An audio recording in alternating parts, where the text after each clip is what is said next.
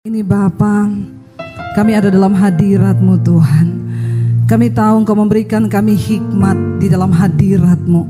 Engkau memberikan kami kuasa untuk mengalami perubahan dalam hidup kami. Malam hari ini kami memberikan waktu untuk Tuhan, karena Engkau yang kami perlukan lebih dari segala-galanya. Kami tidak ingin sia-sia datang ke tempat ini Tuhan. Kami serahkan roh, jiwa, dan tubuh kami dalam tangan-Mu. Urapi setiap kami Bapa. Urapi hamba-Mu yang tidak ada apa-apanya.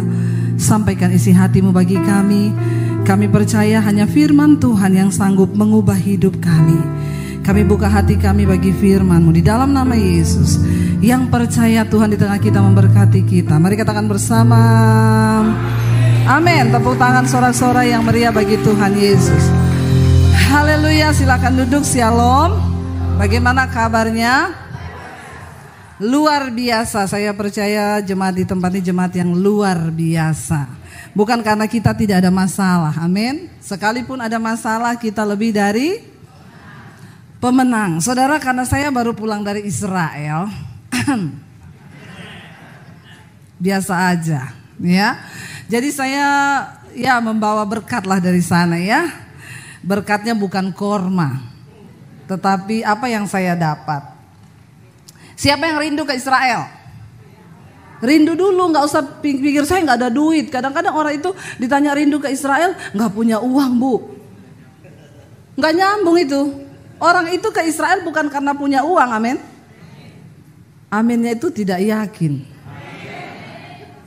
Saya mau bersaksi nih ya, saya dulu pertama kali saya tuh gak suka ke Israel saudara. Karena saya melihat banyak orang Kristen itu kok udah kayak umroh. Jadi saya itu dulu gak mau ya. Lalu satu kali suami saya bilang gini, "Say, kamu itu gak pengen ke Israel tuh?" "Enggak." "Ngapa ke Israel?" Dia bilang begini, "Tapi kamu tuh pengkhotbah loh. Bagaimanapun itu di Israel sana, Yerusalem itu tempat Yesus pernah ada. Dia melakukan mujizat di Danau Galilea, dia pernah lahir, dia pernah hidup di sana. Jadi setidaknya kamu itu sebagai pengkhotbah pergilah lihat ke sana," kata suami saya. Saya pikir-pikir juga. Lalu saya mulai berdoa. Saya bilang sama suami saya mau berdoa, saya pengen ke Israel. Suami saya bilang begini, "Wah, kalau istriku sudah berdoa bahaya ini." Karena pasti istri-istri suamimu harus berkata begitu, amin. Jangan suaminya bilang, "Wah bahaya ini kalau simpan duit istri saya tahu." Wah itu bahaya saudara. Lalu saya mulai berdoa. Waktu saya mulai berdoa tiba-tiba ada satu, baru mulai sudah ganti loh. Iya, tes 1 2 3 3 2 1 ya. Lalu saya berdoa berapa lama gitu saudara, tiba-tiba ada satu tour travel tuh telepon saya, "Bu, Ibu bisa nggak bawa tur ke Israel?" Saya dengan polosnya jawab, "Saya belum pernah ke Israel. Mana saya bisa bawa tur ke Israel?" Dia bilang, "Bu, nanti kan di sana Ibu cuma khotbah. Kan nanti di Galilea Ibu cuma khotbah tentang Danau Galilea, nanti di sini Ibu khotbah tentang ini." Terus menerangkan soal Israel, "Oh itu nanti ada orang sana yang lebih tahu." "Oh jadi saya cuma khotbah?" "Iya." "Mau nggak Bu?" Saya tidak mau ya disuruh-suruh cari orang kayak sales. Enggak, sudah ada orangnya tinggal berangkat. Haleluya, puji Tuhan 12 kali. Enggak ada yang wow loh. Jadi pertama kali saya berangkat ke Israel, saudara, bukan karena ada duit, malah dapat sangu. Amin. Waktu saya di Israel, saudara, ada orang juga bersaksi begini. "Saudara, saya ini datang ke sini benar kalau dibilang orang ke Israel itu bukan karena punya uang, tapi benar-benar diundang Tuhan karena saudara rindu." Lalu ada satu orang bersaksi begini, "Saya ini kerja di satu perusahaan, saya punya teman akrab itu muslim, ya ibu-ibu juga. Lalu tiap hari temannya itu curhat sama dia. Dia bilang gini, kerinduan saya itu yang belum terwujud satu itu saya pengen umroh." Lalu dia dengerin saudara. Satu kali ada kesempatan bosnya itu datang ke ruangan lalu ngobrol-ngobrol lah sama dia. Lalu dia bilang gini sama bosnya, "Pak, Bapak kan muslim. Iya, itu si ibu ini dia punya kerinduan umroh Pak." Terus bapaknya bilang, "Oh ya, Iya, dia cerita sama saya tiap hari katanya yang dia rindukan tuh umroh. Lalu bosnya itu bilang gini, oh ya sudah, ya puji dia bilang alhamdulillah kamu kasih tahu ini ke saya jadi tahu. Saya akan berangkatkan dia umroh. Lalu dia tanya, kamu kan Kristen? Iya, kamu rindu gak ke Yerusalem? Terus dia bilang, iya Pak, kenapa? Ya udah kamu berangkat ke Yerusalem, dia umroh. Saya yang bayari. Wow enggak? Enggak ada yang kalau Tuhan rindu, kalau Tuhan memang mengundang kita, kita pasti bisa. Oke saudara, saya pengen cerita. Kita masuk pertama kali itu dari Mesir, ya. Kita semua tahu Mesir itu bangsa Israel. Saya pengen tanya dulu, saudara tahu enggak sejarahnya bangsa Israel? Sebelum kita mulai, banyak yang tidak tahu ini. Udah jadi Kristen puluhan tahun tapi nggak tahu. Ngaku ayo. Nggak usah angkat tangan. Nanti saya baptis ulang. Saya rendam agak lama. Berapa menit? 15. Ya, biar dia buka mata langsung di rumah Bapa di sorga. Kalau kita bicara tentang sejarah Israel dari Bapak Abraham dulu. Ya, Abraham itu punya anak berapa? Ini ceritanya guru sekolah minggu, tapi nggak apa-apa karena banyak orang tua tidak lulus sekolah minggu. Abraham punya anak 2 dari istrinya Sarah dan hambanya yaitu Hagar. Anaknya namanya siapa? Ismail dan kita tidak bicara soal Ismail, ya kita bicara soal anak perjanjian yaitu Ishak. Ishak punya istri namanya Ribka. Siapa yang cariin?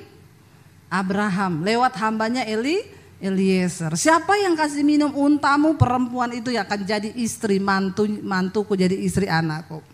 Lalu Ishak itu punya anak berapa?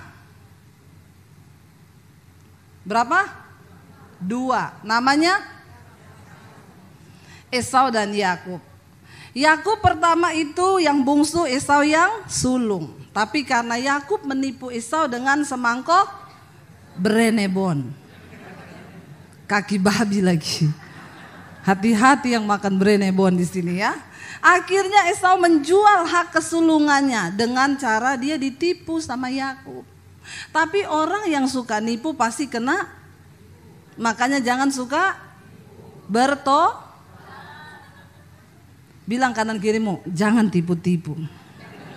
Apalagi suami istri, lihat-lihatan pandang matanya bilang jangan suka menipu.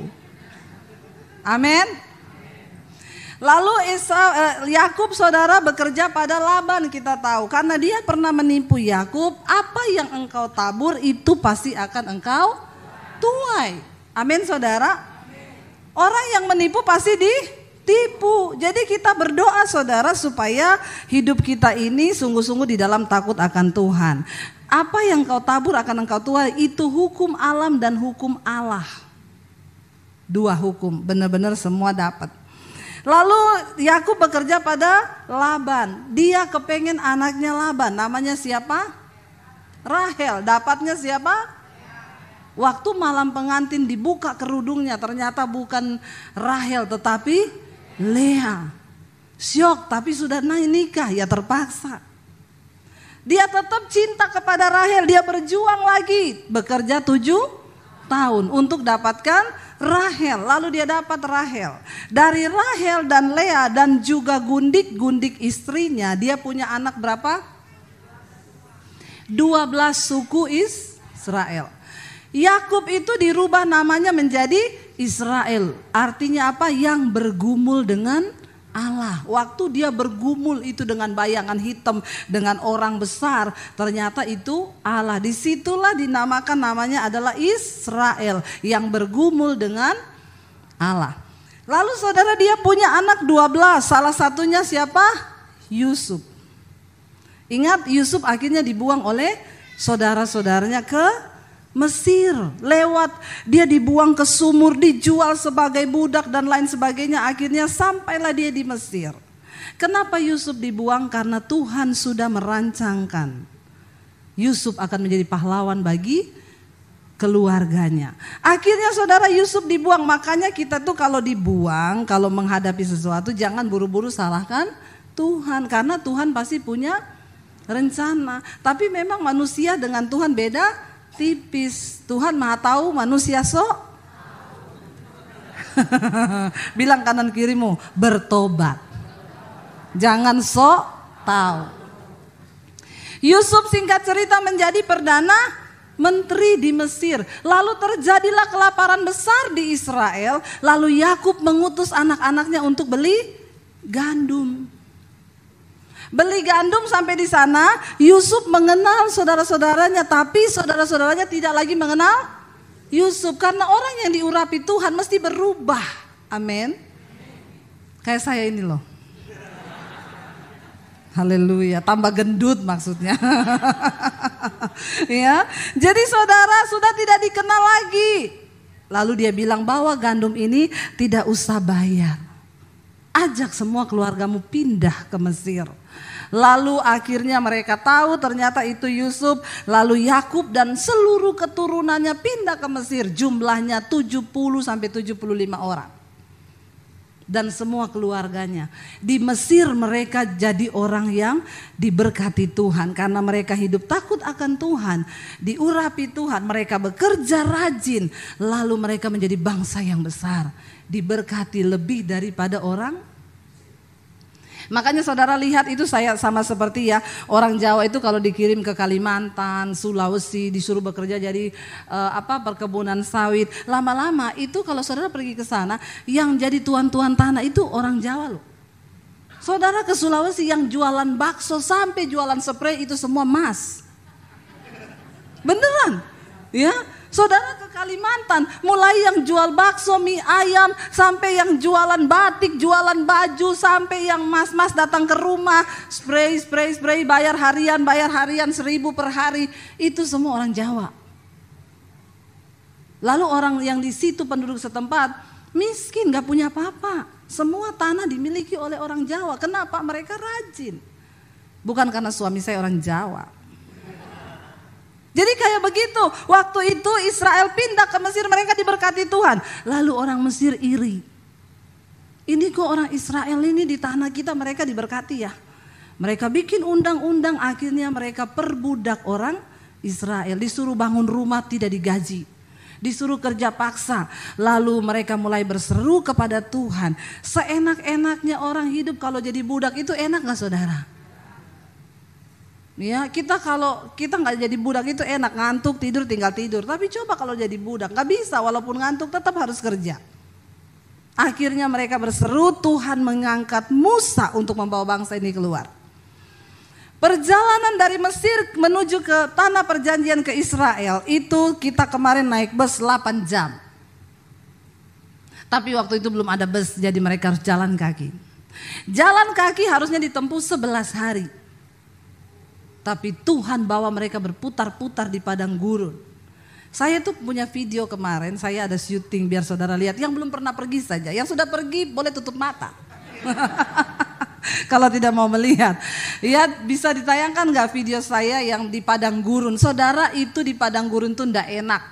Saya syuting tuh dari bus, saudara biar lihat ya. Itu lewat di padang gurun, saudara bisa bayangkan mereka 40 tahun di padang gurun. Harusnya cuma 11 hari. Apa yang menjadi masalah bangsa Israel itu sampai berputar 40 tahun? Nanti kita akan belajar sama-sama. Ini Tuhan mau bawa mereka pindah ke dimensi yang baru. Dari tanah perbudakan masuk ke tanah perjanjian itu dimensi yang baru. Tapi masuk dimensi yang baru itu tidak seindah yang kita pikir. Wah, bicara tentang dimensi baru, mobil baru, rumah baru. Hello, ada proses yang baru. Bisa diputar itu? Kalau tidak bisa ya sudah kita menghayal saja. Nah ini padang gurun saudara. Ya, bayangkan saudara berjalan siang hari di sana.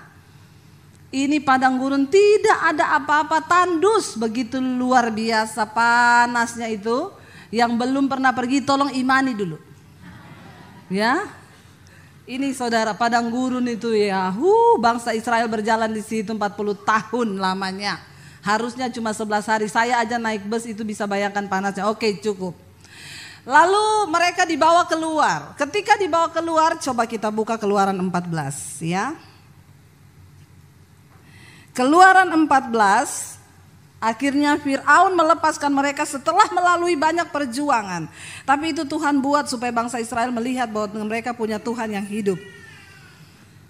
Keluaran 14 mulai ayat yang ke-20 kita baca sama-sama saudara, 23. Ya, kita baca ayat 23. Keluaran 14 ayat 23. Coba kita baca. Ya, mereka sudah keluar tapi tidak begitu saja. Baca ayat 23. 1, 2, 3.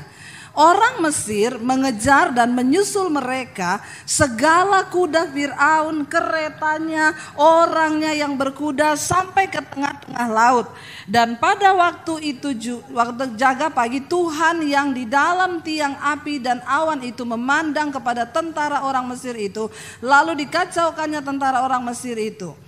Saudara, maaf saya pengen kita baca dari ayat ini dulu ya, sebelum itu sudah ditenggelamkan Tuhan. Kita lihat bangsa Israel. Ya, engkau ya, tunggu sabar saudara ya. Nah ini ayat yang ke-9. Ya, saya sengaja begini supaya saudara tidak ngantuk. Keluaran 4 ayat 9, 1, 2, 3. Adapun orang Mesir, segala kuda dan kereta Fir'aun, orang-orang mengejar mereka dan mencapai mereka pada waktu mereka berkemah di tepi laut dekat. Ketika Fir'aun telah dekat, orang Israel menoleh, maka tampaklah orang Mesir bergerak menyusul mereka. Lalu sangat ketakutanlah orang Israel dan mereka berseru-seru kepada Tuhan. Ayat berikutnya. Dan mereka berkata kepada Musa, apakah karena tidak ada kuburan di Mesir, maka engkau membawa kami untuk mati di padang gurun ini? Apakah yang kau perbuat ini terhadap kami dengan membawa kami keluar dari Mesir? Ayat berikutnya, bukankah ini yang telah kami katakan kepadamu di Mesir?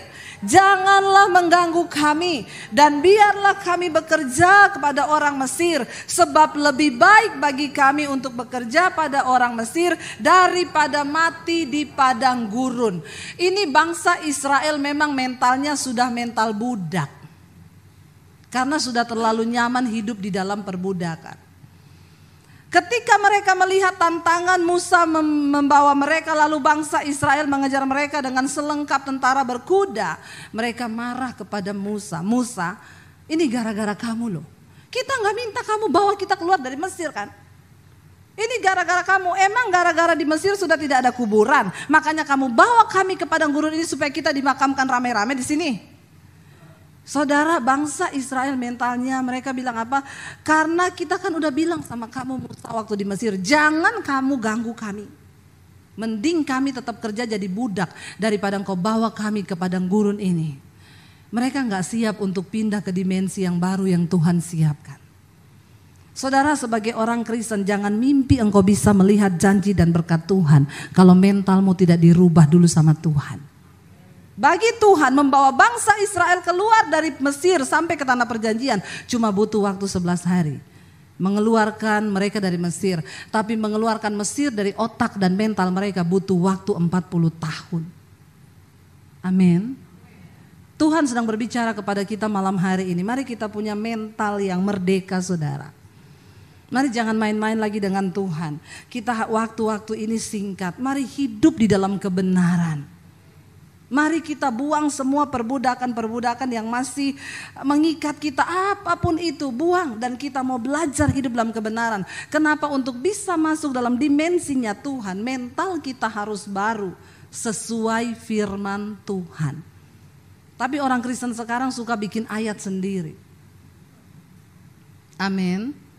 Saya tuh melihat banyak orang Kristen hidupnya tidak berbahagia. Kenapa? Tidak mau menuruti firman Tuhan. Saudara bisa bayangkan ada satu bapak telepon saya gini, Bu, saya itu sama istri saya sudah tidak berbahagia berapa tahun terakhir ini. Kenapa Pak? Istri saya tidak melayani saya lagi. Dalam hal apa? Dalam segala hal. Lalu saya itu berdoa sama Tuhan, Bu, Tuhan mau dibawa kemana rumah tangga ini? Tuhan itu baik Bu, Tuhan kirim wanita lain. Astagfirullah, subhanallah. Saudara ya, saya bilang siapa yang kirim Pak? Tuhan kirim. Kenapa Bapak bisa bilang Tuhan yang kirim? Karena kan saya lagi dalam pergumulan. Istri saya tidak ngurusi saya. Ini wanita mengurusi saya, Bu. Dan dia satu nasib dengan saya. Dia dicuekin suaminya, saya dicuekin istri saya. Dan kami sehati, serasa, sejiwa, seroh. Saya bilang sama-sama masuk neraka. Ngeri loh. Bisa ngomong Tuhan yang kirim loh. Ini kan bikin ayat sendiri, saudara. Hello. Saya bilang, Bapak kalau Bapak dekat sama saya baptis ulang Bapak. Saya rendam agak berapa menit? Pinter. Biar dia buka mata langsung di rumah Bapak di sorga. Lebih baik tubuhnya binasa tapi jiwanya selamat. Ada orang Tuhan kirim perempuan lain. Bapak-bapak di sini bertobat. Amin Bapak-bapak. Aminnya itu ikhlas. Ya, dia bilang soalnya kan istri saya marah-marahin saya. Ini sabar Bu, orangnya halus, hormat sama saya. Saya bilang itu masih iklan, masa promosi. Nanti kalau masa promosinya udah hilang, lebih galak dari istrimu. Bertobat ya Bapak-bapak ya. Jangan bikin ayat sendiri. Mari kita rubah paradigma kita sesuai dengan kebenaran firman Tuhan. Supaya kita bisa menikmati janji Tuhan. Tapi orang Kristen zaman now, saya itu saudara sekarang udah malas kalau layani orang-orang Kristen tuh konseling ya. Saudara bisa bayangkan itu dari YouTube itu saya melayani orang-orang itu saudara. Ya satu khotbah yang komen 200, yang nonton 100.000. Itu kalau yang konseling ya seperberapa saja. Saudara bisa bayangkan itu ratusan tiap hari masuk di HP saya. Sampai HP saya error. Bunyi-bunyi sendiri. Ting ting ting ting ting ting ting ting ting. Gak ada apa-apa loh. Untung saya tidak error. Jadi tolong sabar kalau yang SMS belum dibalas, sabar. Semua ada waktunya. Saya tuh balas-balas SMS kalau malam mau tidur saudara. Saya balas SMS di situ. Jadi kadang kalau mau tidur malam suami saya diam, saya lagi balas SMS. Ya, dia manggil saya tidak jawab saudara. Satu kali dia SMS saya, dia WA, Ibu Debbie saya mau konseling. Saya baca dari suami saya. Saya tanya mau konseling apa Pak? Istri saya mencuekin saya Pak. Dia bilang istri saya mencuekin saya Bu, gimana caranya? Saya bilang dibujuk pakai duit Pak. Ya, jadi tolong sabar saudara. Itu yang saya balas ratusan orang setiap hari. Tapi saya itu senang kalau dapat orang yang konseling, Ibu saya mau mengejar perkenanan Tuhan, Ibu saya mau berkenan, itu enak balasnya. Tapi kalau dapat yang Kristen yang sudah bongkotan berakar dan masih hidup kayak bangsa Israel, aduh itu merubah mentalnya itu udah gak bisa. Ibu saya minta bercerai saja, saya sudah tidak tahan Bu. Coba kalau ibu jadi saya, gak mau saya.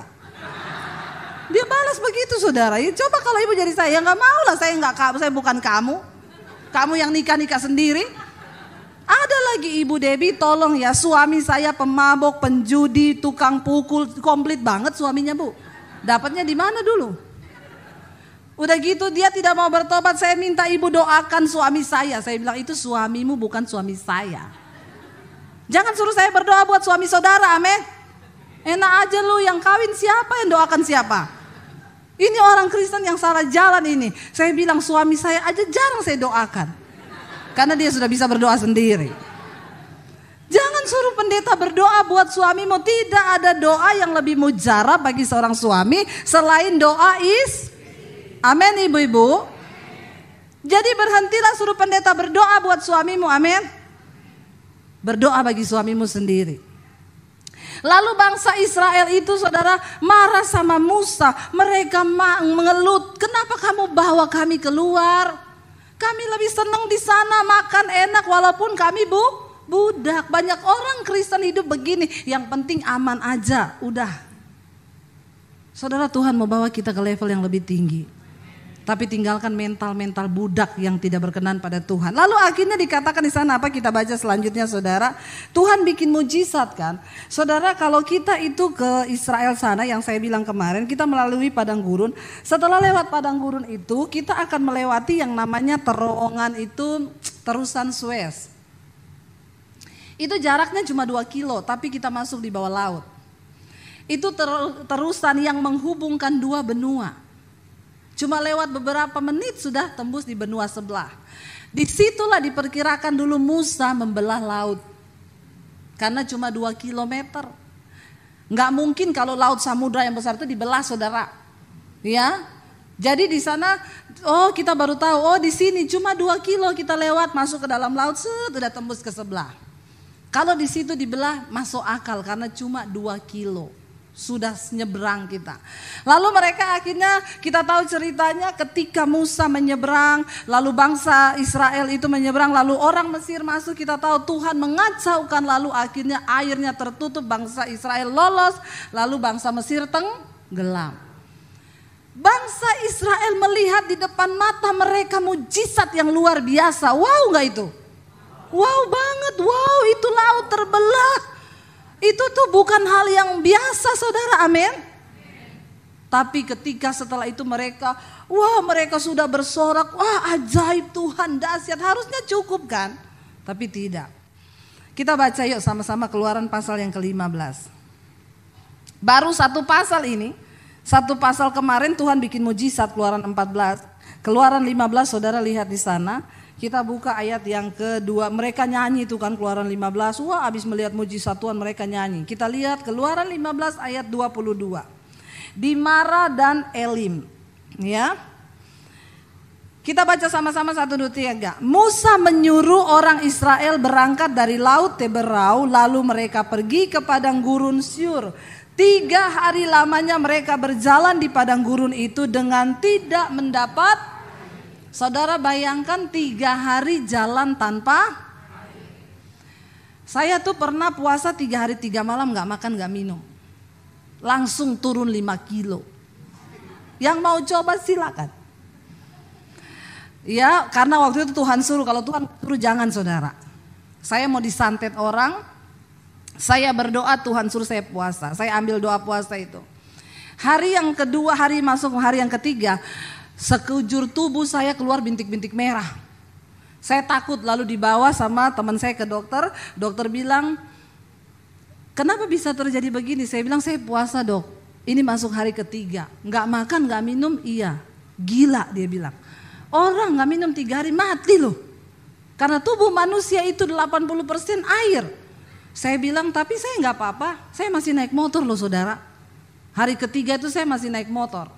Tidak apa-apa, tidak pusing, tidak apa. Tapi keluar semua bintik merah. Dokter bilang ini racun yang keluar di permukaan kulit. Bagus itu, toksin. Ada yang mau toksin? Coba. Dan langsung turun 5 kilo. Waktu itu saya mau disantet orang. Saudara tahu akhirnya orang yang disantet itu kerasukan. Dia menyantet saya, dia yang kerasukan.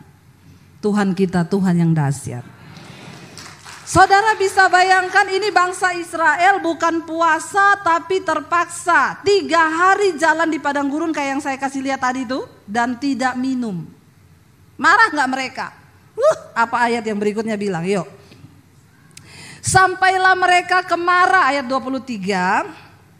Sampailah mereka ke Mara, tetapi mereka tidak mendapat minum air yang di Mara itu karena pahit rasanya. Itulah sebabnya dinamai tempat orang di tempat itu Mara. Mereka menemukan satu sumber air, ada sumur di sana. Bisa ditunjukin fotonya?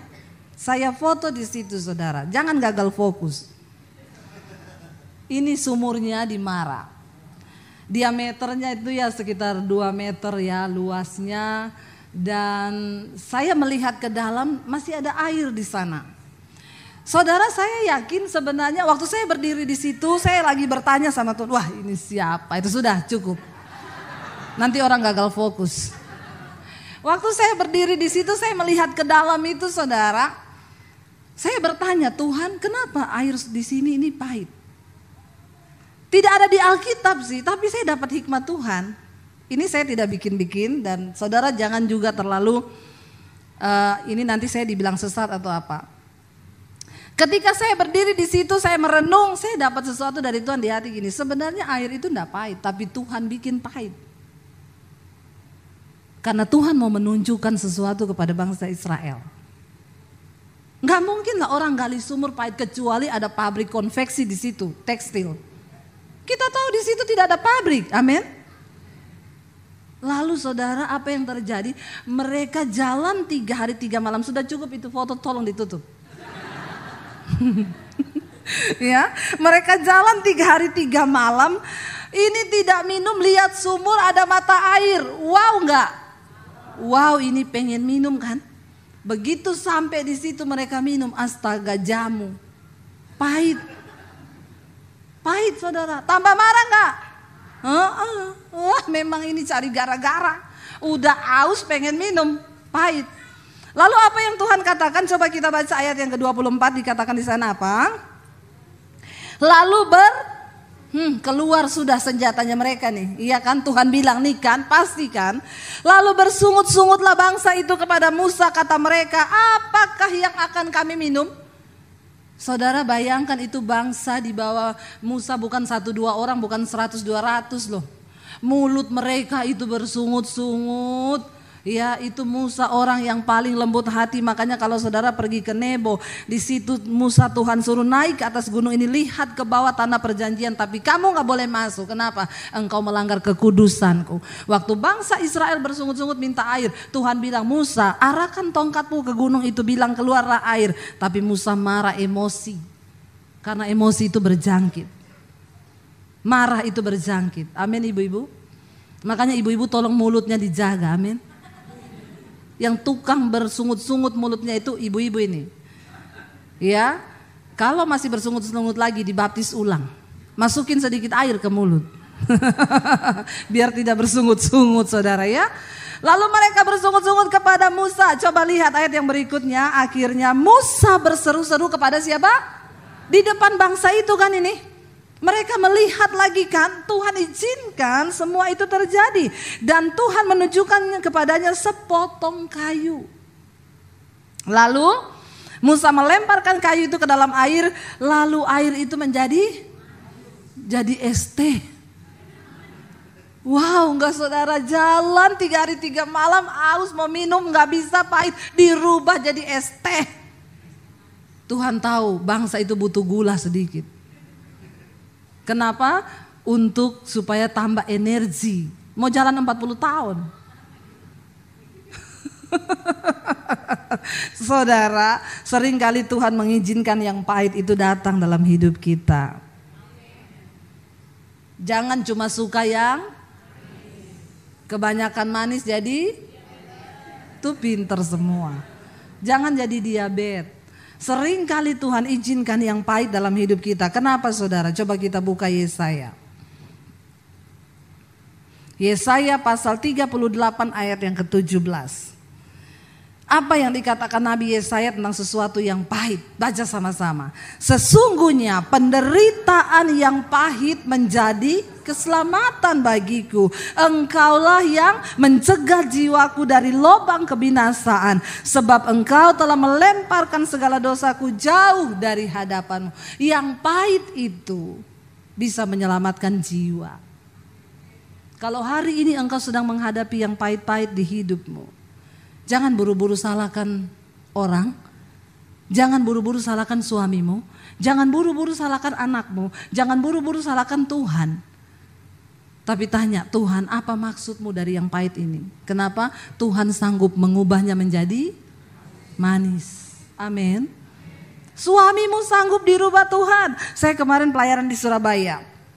Ada ibu-ibu datang, Ibu Debbie, saya selalu nonton khotbah-khotbah ibu. Puji Tuhan saya dapat kekuatan. Ibu tahu benar bu, 10 tahun saya bergumul buat suami saya. 10 tahun saudara, ya orang cicil mobil sudah 2 kali lunas itu. Dia bergumul untuk suaminya. Tapi ibu-ibu zaman now banyak yang nggak mau bu, enak aja. Ya, buat apa saya bergumul buat dia? Jahat suami saya. Kalau bukan engkau yang bergumul untuk suamimu, siapa yang bergumul buat dia? Amin ibu-ibu. Tolong ubah cara pandangmu. Tuhan seringkali mengubah sesuatu menjadi pahit supaya imanmu dilatih. Kenapa orang kalau sudah terbiasa pahit, rasain manis dikit udah bersyukur puji Tuhan haleluya 12 kali. Tapi orang kalau udah terbiasa manis terus ya, yang manis pun dia bilang bertobat. Amin. Lu saya terbiasa minum teh tawar. Begitu minum teh yang dikasih gula 1 sendok aja udah kemanisan buat saya. Apalagi kalau saya minum sambil melihat cermin. Masalah buat lo. Biasa aja kali Pak. Jangan muntah di sini nanti pelepasan lo. Iya. Bener gak saudara? Orang itu kalau sudah terbiasa yang pahit, engkau menikmati sedikit saja di dalam hidupmu, engkau bisa bersyukur. Tapi orang itu kalau manis terus sedikit aja pahit udah bersungut-sungut dia. Makanya orang-orang tuh bilang, Bu lihat ibu sekarang luar biasa. Jangan bilang yang sekarang, lihat yang pahit dulu. Orang itu saudara cuma lihat ketika kita biasa sudah menikmati berkat. Tapi waktu kita mengalami yang pahit kan gak ada yang tahu. Saya berdoa biar Tuhan mengizinkan yang pahit-pahit itu terjadi. Bilang amin dong. Aminnya kok sambil dendam gitu. Biasa aja ya. Bener gak saudara? Supaya kita bisa mengalami sesuatu yang manis. Kemarin saya di Surabaya ketemu satu orang ibu. Dia bilang, ibu saya ini menikah Bu sama suami saya. Terus saya waktu menikah timbangan saya 100 kilo. Tapi suami saya cinta sama saya. Ada tipe-tipe laki-laki begini saudara. Ini laki-laki langka. Dia nikahi perempuan umur berat badannya 100 kilo loh. Terus saya ketemu dia langsing, saya bilang, lah ibu kenapa langsing? Tunggu saya cerita Bu. Saya mau tanya resepnya kan saudara. Lalu saya menikah, saya hamil dan melahirkan, lalu timbangan saya terakhir 120. Haleluya ya. Tapi suami ibu tetap cinta, ya kelihatannya tetap cinta. Sampai satu kali dia bilang, bener yang Ibu Debbie ngomong itu. Saya nonton semua khotbah-khotbah ibu di YouTube. Itu ciri-ciri laki-laki selingkuh, HP dipakein password. Ibu-ibu kalau ada suamimu HP-nya dikasih password dan engkau nggak tahu, itu sudah 100% saya jamin. Tidak ada lagi keraguan. Itu pasti selingkuh. Hati-hati ya, bapak-bapak tidak perlu menyembunyikan sesuatu dari istrimu. Karena Alkitab bilang tidak ada yang tidak dibukakan. Amin bapak-bapak. Ini bapak-bapak kena terus. Karena yang khotbah perempuan. Ya. Lalu saudara dia bilang, satu kali Bu, anak saya ini kan sudah ABG. Mungkin anak ABG itu kan canggih. Dia bilang sama saya gini, Mama tahu gak sih password HP-nya Papa?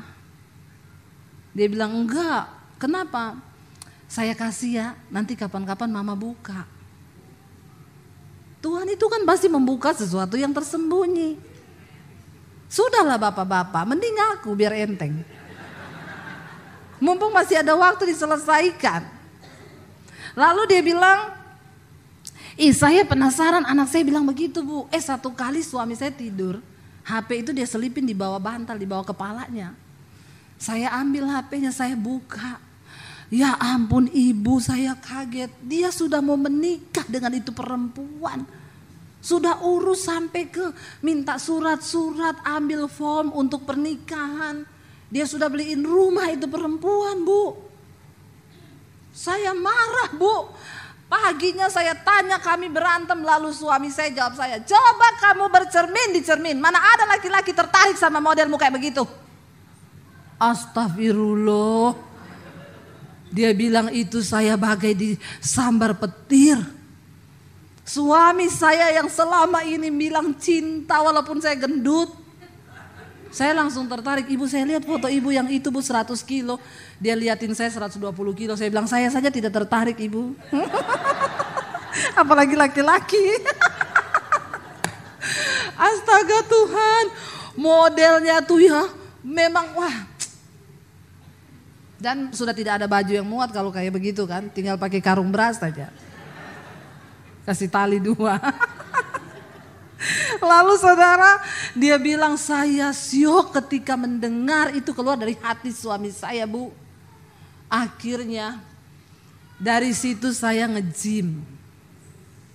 Saya sewa PT sehari 7 jam saya di tempat olahraga. Saya ketemu dia kemarin 60 kilo. Kan saya tanya, ibu rahasianya apa? Suruh suami ibu selingkuh. Tidak. Kurang ajar. Saya bilang tolak dalam nama Yesus. Berani coba. Lihat saja siapa yang kurus, saya atau dia. Ya, dia dengan santainya jawab begitu, saudara. Mau bu kurus, suruh suami selingkuh. Ya, saya bilang tidak ya. Dan akhirnya karena dia sakit hati, dia kepahitan, singkat cerita dia juga selingkuh. Dia bilang, ibu, ternyata apa yang suami saya ngomongin masuk sampai ke dalaman hati saya. Dia bilang, coba siapa laki-laki yang mau suka sama kamu? Saya selingkuh berkali-kali untuk membuktikan bahwa ada laki-laki yang suka sama saya. Karena sudah 60 kilo. Seringkali yang pahit itu Tuhan izinkan terjadi memang. Tapi sekarang mereka sudah dipulihkan Tuhan. Dia bilang akhirnya, satu kali bu saya bangun pagi, mata saya tidak bisa lihat, buta. Tuhan itu punya cara yang ajaib untuk menegur kita. Saya buta tanpa ada tanda-tanda bu. Saudara, makanya ya lihat kayak BCL, suaminya 40 tahun. Tidak ada sakit. Makanannya bersih, tidak makan gorengan kayak kita. Bener gak? Makannya steril. Lagi di iklan untuk salah satu produk kesehatan jantung. Loh, tiba-tiba lagi tidur meninggal karena hidup ini kan gak ada yang tahu kan. Makanya jangan sombong terus. Ya, hidup dalam dosa. Barusan ada yang konseling sama saya, ibu saya mau konseling, suami saya pelayan Tuhan di gereja. Saya punya 2 anak, dia selingkuh gonta-ganti sama perempuan. Perempuan itu hamil disuruh gugurin. Saya stres bu, saya bilang sama dia, kamu itu pelayan Tuhan, kamu gak takut? Enggak, saya dikeluarin dari gereja juga siap. Dia tanya, apa yang harus saya doakan buat dia ibu? Doa begini bu, saya tulis dengan huruf besar, Tuhan hajar suami saya. Loh memang benar, kita udah gak ada cara lain kan. Hajar suamiku Tuhan supaya dia bertobat. Entah bagaimanapun caranya. Ada orang yang nanti sudah di ranjang ICU baru bertobat ada. Ada saudara, model begitu tuh ada. Ya, kalau sudah di ICU baru tobat, makanya Tuhan harus izinkan di ranjang ICU, habis itu lewat tapi sempat bertobat. Masih bagus ya begitu. Itu berarti masih punya hati rindu bertobat. Kalau yang tidak tuh lagi naik motor, lagi naik mobil kecelakaan mati di tempat tuh, nggak ada waktu bertobat. Makanya kalau hari ini saya berbicara depan saudara, jangan bilang saudara tidak pernah diingatkan Tuhan.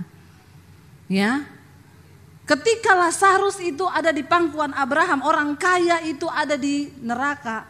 Dia bilang sama Bapak Abraham kan, Bapak Abraham izinkan aku pulang ke keluargaku, aku mau ingetin mereka supaya mereka hidup dalam pertobatan, supaya mereka tidak masuk neraka seperti saya. Abraham bilang apa? Kepada mereka sudah dikirim nabi-nabi hamba-hambaku untuk mengingatkan mereka supaya bertobat. Bapak Abraham bilang sudah ada Debbie Basir yang mengingatkan mereka. Kalau yang hidup saja yang masih ada di dunia mereka tidak dengar, apalagi kau yang dari dunia orang mati. Dipikir setan. Amin. Jadi hari ini kalau engkau mendengarkan suaranya, jangan keraskan hatimu. Amin saudara. Ayo kita bertobat. Dia bilang saya bangun pagi buta bu. Lalu kakak saya menegur saya, dia bilang kamu itu gak bertobat. Kamu tahu gak Tuhan itu mengasihi kamu, bertobat. Lalu dia bilang saya berdoa bu, Tuhan saya mau bertobat. Saya nangis di hadapan Tuhan. Lalu dia bilang saya mau dengar pendeta. Saya tanya sama kakak saya, bagaimana saya biar bisa bertumbuh iman saya. Kakaknya bilang cari tuh di YouTube pendeta-pendeta yang khotbah. Saya berdoa Tuhan tunjukkan pendeta yang bisa membuat iman saya bertumbuh. Pertama kali yang saya dengar itu ibu. Ini bukan promosi. Tidak. Tapi yang belum subscribe tolong subscribe. Debbie Basir TV channel YouTube saya. Jangan lupa like, share dan komen. Amin. Ya. Saudara, tapi benar, makanya dia bilang saya dengar ibu ke Surabaya, saya pengen telepon ibu, saya pengen ngajak ibu makan. Kenapa? Karena ibulah iman saya bertumbuh. Sekarang saya bertobat sungguh-sungguh, Bu. Setiap hari saya menangis di kaki Tuhan. Tuhan, terima kasih Engkau yang memulihkan saya dan rumah tangganya sekarang dipulihkan. Mari kita punya mental, jangan kayak bangsa Israel yang menentukan berapa puluh tahun engkau akan berputar, itu engkau sendiri. Bukan Tuhan, amin. Tuhan itu bawa mereka berputar, tapi soal mereka terputar-putar ya itu urusan mereka sendiri. Kenapa? Mereka gak mau berubah paradigma dan cara berpikirnya. Tapi Tuhan tuh mau. Ya saudara, kita buka dulu sama-sama Roma pasal yang ke-8. Saya pengen kita baca saudara Roma pasal yang ke-8. Mulai ayat yang ke-15 dan ayat yang sebelumnya kita baca ayat yang ke-21 dulu ya. Roma 8 ayat 21. Tetapi dalam pengharapan karena makhluk itu sendiri juga akan dimerdekakan dari apa? Perbudakan kebinasaan dan masuk ke dalam kemerdekaan kemuliaan anak-anak Allah. Ayat yang berikutnya, sebab kita tahu sampai sekarang segala makhluk sama-sama mengeluh dan sama-sama merasa sakit bersalin. Ayat yang berikutnya, dan bukan hanya mereka saja, tetapi kita yang telah menerima karunia sulung roh, kita juga mengeluh dalam hati kita sambil menantikan pengangkatan sebagai anak, yaitu pembebasan tubuh kita. Saya mau bilang saudara, gambaran bangsa Israel itu gambaran kita. Tuhan menjanjikan satu tanah perjanjian bagi kita semua. Saya pengen putar coba video yang masuk tanah perjanjian. Tadi saya sudah setel video yang kita di padang gurun Mesir lalu masuk ke tanah perjanjian. Tuhan menyediakan bagi kita, lihat Israel saudara. Wow, ini bukan padi saudara. Ini bukan sawah, ini gandum. Wow, hijau sekali itu ya. Lihat itu ada alpukat, mangga, pisang, jeruk. Ini Israel. Dari padang pasir yang kayak begitu tadi masuk ke tanah perjanjian yang penuh susu dan madu berlimpah-limpah. Itu kacang almond saudara. Ya. Ini Israel. Wow saudara ya. Gandum yang menghijau. Sudah cukup sampai di situ biar mereka penasaran. Biar mereka rindu pergi ke sana.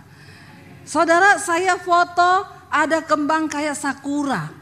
Saya foto di situ, saya bilang, fotoin dong sakura ya. Tour guide-nya bilang, bukan ibu, itu kacang almond. Ternyata itu kacang almond. Nggak usah ketawain saya, saudara juga belum pernah lihat kan. Saya kasih tahu supaya saudara tahu. Nggak usah mengejek saya. Emang saudara juga udah tahu tuh pohonnya kacang almond, saya aja baru kaget. Itu bunga semua kayak sakura. Saya bilang, ini sakura ya. Dia bilang, hello. Abu nih, sakura di Jepang. Oh, persis ini buah almond. Dia bilang kacang almond. Itu berbuah subur saudara. Israel itu tanah yang diberkati. Bagaimana saudara gak kepengen sih yang dari gurun tadi begitu masuk ke negeri yang begitu, mau gak? Tapi harus dirubah mentalnya. Tapi kami menderita sekarang Bu, penuh dengan pergumulan, kepahitan. Tidak apa-apa. Ayat tadi bilang kita akan dibebaskan dari perbudakan. Dan tidak tahukah saudara bahwa sampai saat ini segala makhluk itu mengeluh. Oleh karena beratnya tekanan untuk mencapai kekekalan yang Tuhan sediakan. Sekarang hidup kita di dunia ini gambaran Israel rohani yang sedang berjalan menuju ke tanah perjanjian yang sesungguhnya. Yaitu apa? Pembebasan tubuh kita. Selama kita masih hidup di dalam daging, maka kita pasti akan menderita. Amin. Jangan berpikir tidak menderita. Namanya daging masih menderita. Makanya Rasul Paulus berkata, aku benci kepada tubuh celakaku ini. Karena selama aku diam dalam tubuh ini, aku jauh dari Tuhan. Sekarang saudara lihat apa yang terjadi dengan China. Kita semua tahu China itu negara yang berkembang maju luar biasa. China memberikan hutang kepada bangsa-bangsa. Bangsa Arab, minyak itu semua utang dari China. Saudara tahu Amerika aja utang dari China. Kenapa saudara? Karena yang menciptakan dunia ini nomor satu Tuhan. Selebihnya made in China. Benar gak? Luar biasa loh China. Dia menempati urutan nomor 2 setelah Tuhan. Lo amin atau amin? Diakui atau tidak? Semua ciptaan Tuhan selanjutnya made in China. Tiba-tiba kena virus begitu. Dan semua kelabakan. Ya, orang mati begitu saja. Dengan kecanggihan apa mereka mau menangkalnya? Dalam waktu sekejap perekonomian hancur. Orang punya uang tapi gak bisa beli apa-apa. Saya berdoa saudara, Tuhan lawat China. Biar hari-hari ini mereka berseru kepada Tuhan yang benar. Amin. Ini waktunya China cari Tuhan. Ini waktunya mereka mencari Tuhan. Yang terakhir kita baca ayat saudara. Lanjut ayat yang ke-24 tadi. Ya, dari Roma pasal 8 ayat 24. Sebab apa? Kita diselamatkan dalam pengharapan. Tetapi pengharapan yang dilihat bukan pengharapan lagi. Sebab bagaimana orang masih mengharapkan apa yang dilihatnya. Ayat yang terakhir. Tetapi jika kita mengharapkan apa yang tidak kita lihat, kita menantikannya dengan tekun. Amin saudara. Kita sedang menanti. Bangsa Israel belum melihat tanah perjanjian, makanya mulutnya gini. Waktu masuk lihat negeri yang penuh susu dan madu itu. Tanah yang itu tanahnya sama loh saudara. Kalau nggak ditanami sama, tapi kenapa bisa begitu? Ya itu namanya tanah perjanjian. Itu namanya orang pilihan Tuhan. Jangan takut toko saya itu bu begini-begini, itu dikirimin orang, dilempari kotoran. Doa. Tapi engkau jangan berdoa, Tuhan aku balikan kotoran ini ke orangnya. Jangan. Makanya saudara tidak pernah diberkati. Ya, lepaskan berkat. Aku memberkati orang yang melemparnya, Tuhan berkati supaya dia bertobat. Amin. Ibu-ibu kalau suamimu masih pahit, berdoa, Tuhan aku melepaskan pengampunan buat suamiku. Ya, jangan dikasih sianida. Ya, saya bilang ibu berdoa buat suamimu, jangan kau racuni suamimu. Iya Bu Dewi, saya berdoa tiap hari, Tuhan cabut nyawanya. Jangan, doa yang salah tidak didengar Tuhan. Kita berdoa supaya Tuhan rubah yang pahit jadi manis. Yang terakhir, benar-benar terakhir.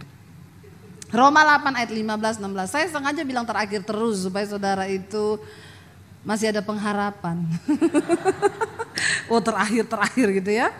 Yuk baca sama-sama, ini benar-benar terakhir. 1, 2, 3. Sebab kamu tidak menerima roh perbudakan yang membuat kamu menjadi takut lagi. Tetapi kamu telah menerima roh yang menjadikan kamu anak Allah. Oleh roh itu kita berseru, ya Aba, ya Bapa. Ayat 16. Roh itu bersaksi bersama-sama dengan roh kita bahwa kita adalah, dan jika kita, ayat 17, dan jika kita adalah anak, maka kita juga adalah ahli waris. Maksudnya orang-orang yang berhak menerima janji-janji Allah, yang akan menerimanya bersama-sama dengan Kristus, yaitu jika kita menderita bersama-sama dengan, supaya kita juga tidak ada jalan pintas menuju tanah perjanjian.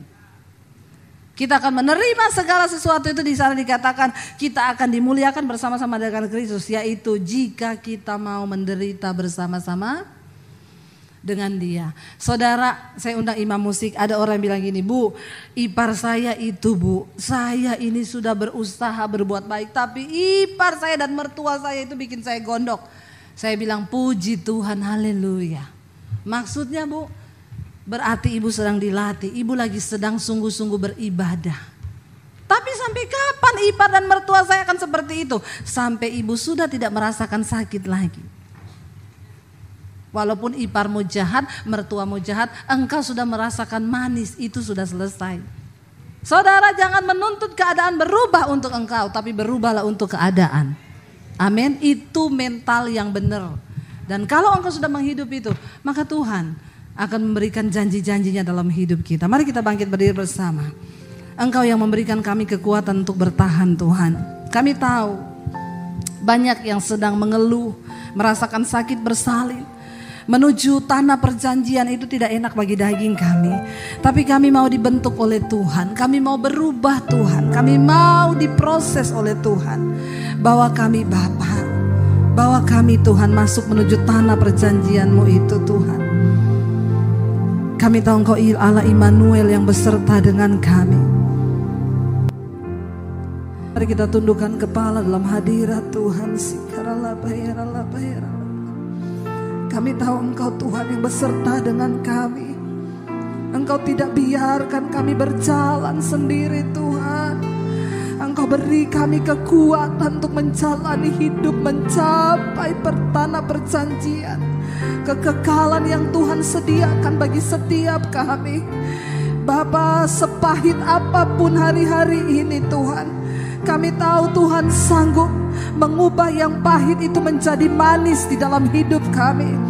Mungkin ada orang-orang yang sedang berteriak karena kesakitan, ada yang sedang berteriak karena kepahitan, karena kekecewaan, ketakutan, kekhawatiran, karena pergumulan yang begitu berat dan kami rasanya tidak sanggup lagi Tuhan. Kami mau diubahkan Tuhan. Kami mau punya mental ahli waris-Mu Bapa, yang tetap percaya kepada Tuhan. Karena kami tahu mujizat-Mu tidak pernah berhenti, bahkan sampai hari ini. Bukan hanya ribuan tahun yang lalu, bahkan sampai detik ini Tuhan masih sanggup melakukan. Kami mau membayar harganya Bapa. Kami mau membayar harga bergumul bagi suami, istri, anak-anak kami yang belum bertobat. Kami mau membayar harga Tuhan. Tetap berjalan bersama dengan kami, pegang tangan kami Tuhan dan jangan lepaskan. Saudara yang datang suami istri, mari bergandengan tangan. Kami bawa rumah tangga kami Bapa. Kami bawa keluarga kami Tuhan. Anak-anak kami, orang tua kami, saudara-saudara kami, ipar-ipar kami bawa hari ini ke tangan Tuhan. Engkau yang sanggup Bapa mengubah semua yang pahit menjadi manis. Engkau yang sanggup memulihkan setiap hubungan yang rusak. Engkau yang sanggup menyatukan kembali ya Tuhan. Kami tahu masa hidup kami di dunia ini singkat. Kami mau berdampak bagi kerajaan sorga. Kami mau menjadi orang-orang yang terus berdampak, yang terus memikirkan kepentingan Tuhan atas hidup kami. Itulah alasan kami hidup di dunia ini Tuhan. Itu alasan Engkau beri kami umur yang panjang. Karena kami berjalan menggenapi rencana Tuhan. Ini hidup kami Bapa. Berikan kami kesehatan dalam rumah tangga kami. Biar taruh hati-Mu dalam hati kami. Engkau menjadi sumber kekuatan kami Bapa. Pulihkan setiap hubungan yang rusak Bapa. Berpulihkan, beri kuasa dan kekuatan-Mu atas anak-anak-Mu, atas gereja-Mu hari-hari ini Tuhan. Dengan iman kami tahu dan percaya, sepahit apapun perjalanan kami, asal Tuhan beserta dengan kami, itulah sumber kekuatan kami. Terima kasih Bapa, kami pulang malam hari ini dengan paradigma yang baru, bahwa seringkali Tuhan mengizinkan yang pahit dalam hidup kami, supaya kami melihat pekerjaan Tuhan yang ajaib. Terima kasih Bapak, segala pujian, hormat, kemuliaan hanya bagi Engkau. Di dalam nama Yesus, yang percaya diberkati Tuhan, katakan bersama, amin. Silakan duduk. Puji nama Tuhan. Saya percaya setiap kita diberkati oleh kebenaran firman Tuhan disampaikan oleh hamba. Jika Anda diberkati dengan channel saya, jangan lupa tekan tombol subscribe. Dan jangan lupa like, share, dan komen. Dan jangan lupa untuk mengklik tombol lonceng di bawah ini, supaya Anda mendapatkan pemberitahuan setiap kali saya mengupload video-video yang baru. Jangan takut karena gratis. Tuhan memberkati.